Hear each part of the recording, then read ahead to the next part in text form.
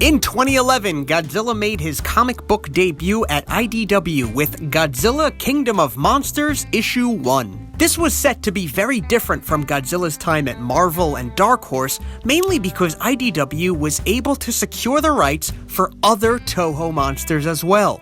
Kingdom of Monsters would be the first in a trilogy of ongoing Godzilla series from IDW.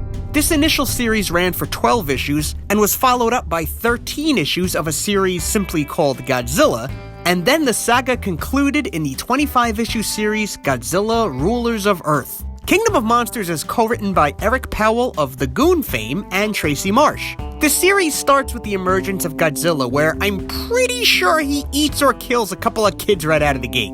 Oh yeah, it's that kind of comic. After fighter planes fail to take him down, the Japanese government tries nuclear weapons, but this assault winds up giving Godzilla his trademark atomic breath. Soon after, Anguirus emerges in Mexico, and in Moscow, during an earthquake, a young boy steals a meteorite from a museum, which turns out to be a Rodan egg. And I'm pretty sure Rodan eats that kid. As more monsters keep appearing, the story mainly focuses on the decline of civilization. For most of the series, the writing team has a very cynical view toward humanity. Very few people come out of this comic looking good. Americans are mostly portrayed as mindless automatons, worshipping entertainment directed at the lowest common denominator. The comic satirizes cultural aspects like Jersey Shore and Lady Gaga. Residents of the South are portrayed as stereotypical, gun-crazed, uneducated Confederates. When things fall apart, American citizens instantly turn on each other, killing each other for water or supplies. You wonder who the real monsters are. Look, the comic even outright asks who the real monsters are. Yeah, it's not subtle. Practically every government shown in this series is made up of bumbling idiots making rash, idiotic decisions out of fear. For example, we have the American government trying to use a low-level toxic gas to kill Anguirus, but after they blast him with the gas, he simply stands up to avoid it. Meanwhile, American citizens are dying in the gas. Then we cut to the German soldiers making fun of our failure while using a high-altitude gas to attack Rodan. Rodan flaps his wings, sending the gas right back to the soldiers and killing them. In a lot of ways, this series kind of reminds me of a watered-down Mars Attacks or Dinosaurs Attack, in that it just seems like humans cannot get a break from the onslaught. Even noble humans die with no honor. Early in the series, we meet this father who's looking for his children. He finds military weapons and gears up to attack Godzilla. It looks like he's going to be the series' protagonist, but he winds up suicide bombing Godzilla on the snout. Yeah, it's not effective. The protagonist actually turns out to be Stephen Woods, a decorated soldier who's not introduced until issue 4. He's a cynical guy who's all but given up on humanity. At one point we see him downright turn his back on saving the cast of Jersey Shore, who in turn die. I guess stuff like this is meant to be cathartic for the reader. Hey, listen, I hate that Jersey Shore shit, but it comes across as really cold. I mean, this is our hero, and he's got this holier-than-thou attitude that gets pretty preachy really fast. But later in the story, Woods meets a little girl named Allie, whose family was killed in the monster attack. He takes her with him and they travel together for a while he beats anyone who tries to steal from them. At one point, he grabs a military supply drop-off while a group of scared citizens are busy fighting over it. He calls them pathetic and then he keeps the entire supply. See, to me, this scene, which comes fairly late in the series, was a wasted opportunity to show a little character growth. I would have liked to have had Woods start like the cynical prick we met, but then, through Allie, he maybe learns to be a little more charitable. Maybe find a little faith in humanity. One of the people fighting over the supply drop is desperate to get penicillin to her kid. Why not show Woods give her some penicillin? Even reluctantly.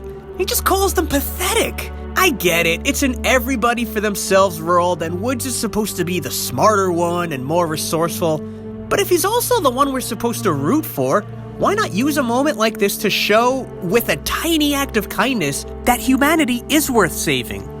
Anyway, President Ogden launches an initiative to reinvigorate jobs in the auto industry by building a Mechagodzilla. Of course it fails, and the Mechagodzilla loses control.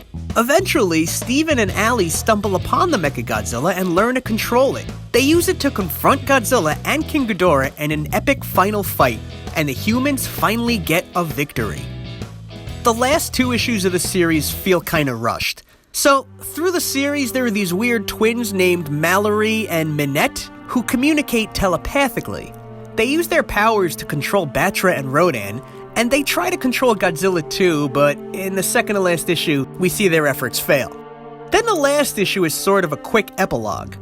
It offers this message of hope for humanity, even though every other issue served to tear humanity down with its overhanded satire. See, this is what I was talking about. It's odd to me to have non-stop social commentary where people come off as stupid and deserve to be wiped out by monsters, only at the end to suddenly say people are smart and resilient, and we will survive through our strengths. There's no transition, no part where we show mankind turning away from their selfishness and ignorance and learning to work together. We just jump to that point in a quick epilogue. Again, here's where a little character growth for Woods would have gone a long way. Sure, Woods learns to care about Allie, but if he actually grew to care more about all of humanity, it would have connected great with this epilogue. Our protagonist misses that pivotal moment, and in turn we as the readers do as well, making this last issue's message feel so random and tacked on. It doesn't ruin the series for me though. I do like the watered-down Mars attacks approach, even if it does go for a lot of low-hanging fruit. I could have done with less stereotypes and more witty satire, something less like a bad Saturday Night Live sketch and more like Stanley Kubrick's Dr. Strangelove would have been interesting. I did chuckle when Texas erected a border wall near Mexico and then Anguirus plowed right through it. We did get some good monster fights. I liked how the monsters were each incorporated into the story. I like how fast things escalated, and I enjoyed the way all of the individual stories tied together in the climax. You've also gotta love the more subtle jokes, like these 3 background kids are real-life versions of the bullies from The Simpsons. I think Kingdom of Monsters reads better as collections, rather than as monthly installments like I originally had to read it. It's a very fast read, and right now you can find it collected into 3 volumes from IDW. It's not bad for IDW's Godzilla launch, but thankfully it wasn't the best they would have to offer. I give this series 2.5 stars! Yeah, right down the middle sounds right to me. It's not bad, but there were some real missed opportunities that would have made it stellar. Let me know what you guys thought about Kingdom of Monsters, and yes, we will eventually get to Godzilla and Rulers of Earth. Probably the most requested series in the comments section. Stay tuned, and don't forget to like, share, and subscribe.